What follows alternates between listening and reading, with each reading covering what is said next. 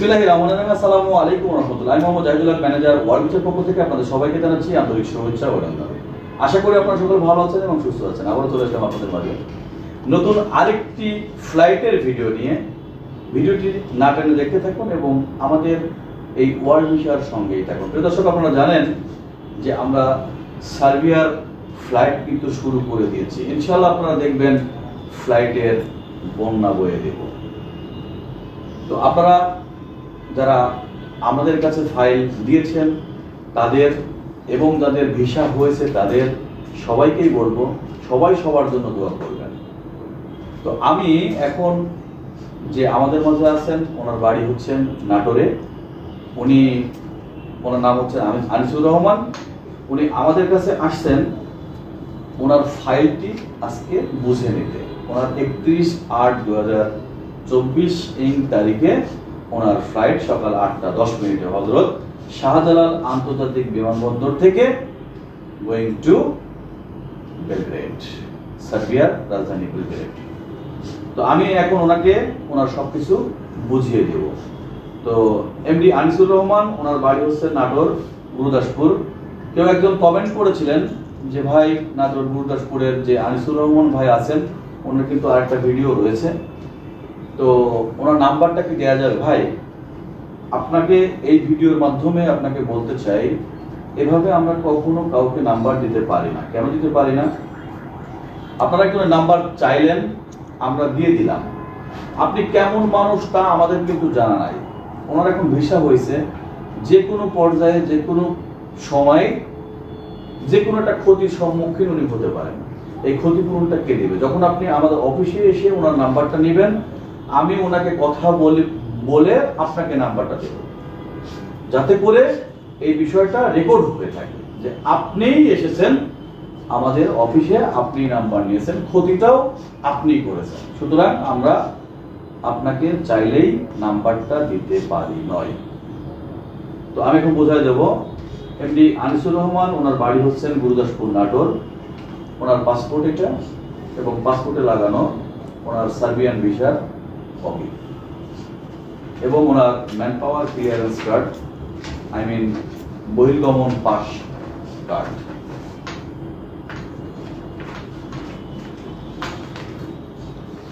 ওনার fly দুবাইয়ের ticket Hazrat Shahjalal আন্তর্জাতিক বিমানবন্দর থেকে 31/8/2024 তারিখে সকাল 8:10 ওনার ফ্লাইট। উনি পৌঁছাবেন দুবাই ইন্টারন্যাশনাল এয়ারপোর্ট টার্মিনাল 2-এ 11:50। দেন 7 ঘন্টা ওনার ট্রানজিট হবে। 7 ঘন্টা ট্রানজিটের পরে উনি আবার বেলগ্রেডের উদ্দেশ্যে রওনা হবেন। এইটার ফ্লাইটের কপি।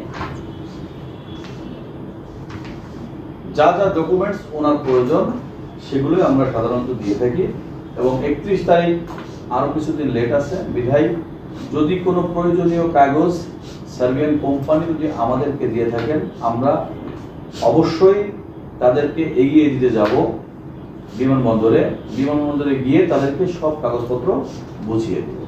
এটা তার ভিসার কপি।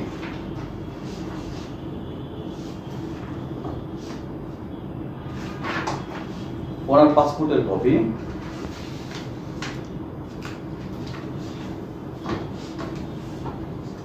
ওনার ওয়ার্ক পারমিট, এবং ওনার কন্টাক্ট লেটার।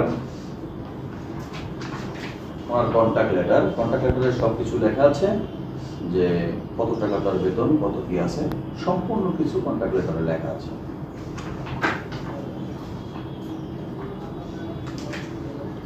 এবং ওনার হেলথ ইন্স্যুরেন্স যেটা কপি, হেলথ ইন্স্যুরেন্সের কপি সার্বিয়াতে দেখতে পারে ইমিগ্রেশনে। এটা হচ্ছে লাস্টের পেজ। এটা কয় দিনের ওনার হেলথ ইন্স্যুরেন্স আছে? 45 ডেজ হেলথ ইন্স্যুরেন্স থাকতে হয়।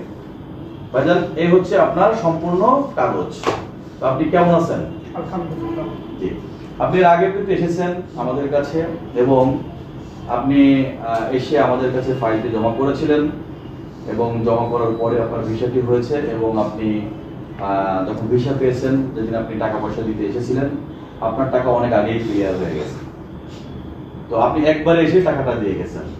আসলে ভিসা পাওয়ার পরে আপনার মতো এই পর্যন্ত কেউ করে নাই, আমি বলতেই বাধ্য হলাম। আপনি যে সম্পূর্ণ টাকা আমাকে দিয়ে গেছেন, এইভাবে কেউ দেয়নি। সবাই বলছে কি টিকিট দেন, টাকা নেন, কিন্তু আপনার মতো করে কেউ টাকা এ পর্যন্ত 5 বছর ধরে কাজ করি, রোমানিয়া থেকে শুরু করে এ পর্যন্ত কেউ দেয়নি। তো যাই হোক, আপনার মনে হয় আপনার গ্রামের একজন আমাকে এক সময় ফোন করেছিল, আপনার মাধ্যমে ফোন করেছিল। উনি আমাকে বিভিন্ন কথা বলেছিল যে পিপিজেড কি, পিপিজেড কোথায়, ঠিক আছে, উনি কিভাবে যাবে, তাহলে কি বেশি আপনারা ফেক দিচ্ছেন, বিভিন্ন কথা কিন্তু আপনার মোবাইল দিয়ে আমাকে বলেছিলেন। যাক, আজকে তাকে আমি পেলাম না। আজকে পেলে বা আপনি তার উত্তরটা বাড়িতে গিয়ে সম্পূর্ণ কাগজপত্র দেখায় তার উত্তরটা দিয়েন। ওনার নাকি হয়েছে এই বিষয়, আপনি নিজে বলেছেন তাই না ভাই? এই বিষয় হয়েছে তাই না? এই বিষয়তে উনি কখনো কোনোদিন যেতে পারবে না। এই ভিডিওটা ওনাকে অবশ্যই দেখাবেন। আমি বলে দিলাম এই বিষয়তে ওই লোক যেতে পারবে না। যদি যেতে পারে, ঠিক আছে, ওনার জন্য পুরস্কার আছে। উনি গিয়ে ওখান থেকে আমাকে যদি ভিডিও করে ফোন করে, ওনাকে আমি পুরস্কার দেব। ঠিক আছে আমার কথা? তো আনিসুর রহমান ভাই, আপনি চলে যাবেন। তো চলে যাওয়ার পরে আপনি একজন রেমিটেন্স যোদ্ধা হিসেবে গড়ে উঠবেন, এবং আনিসুর রহমানের বাবা উনিও আমাদের সাথে আছেন। চাচা খুব মুরব্বী মানুষ, 70+ বয়স। ওনার জন্য দোয়া করবেন যেন উনি সুস্থ থাকেন। এবং তার পাশে বসে আছেন, এর আগেও উনি ছিলেন, আনিসুর রহমান ভাইকে উনি নিয়ে এসেছিলেন। আমাদের শাহিন ভাই আছে, শাহিন ভাই ছোট ভাই, উনি নিয়ে এসেছিলেন। তো আজকে সেই সফলতার গল্পটা আমরা বললাম। তো আনিসুর রহমান ভাই, যদি আমাদের ওয়ার্ল্ড ভিসা সম্বন্ধে যদি আপনার কোনো অভিযোগ, যদি আপনার কোনো কিছু থেকে থাকে, তাহলে আমাদের দর্শকদের মাঝে বলবেন। এবং আপনি আজকে খুশি কিনা এই বিষয়টা যদি বলতেন। নিশ্চয়ই খুশি আপনি না? যাক, আপনাকে অনেক ধন্যবাদ। উনি অনেক খুশি। উনি আসলে অনেক ভালো মনের মানুষ আমি মনে করি, কারণ ওইভাবে কেউ কখনোই টাকা দিয়ে যায় নাই। কারণ এজেন্সিদের সাধারণত বিশ্বাস করতে মানুষের কষ্ট হয়, কিন্তু ভালো যারা কাজ করে তাদেরকে বিশ্বাস করতে হয়তো বা কারোর কষ্ট হওয়ার কথা নয়।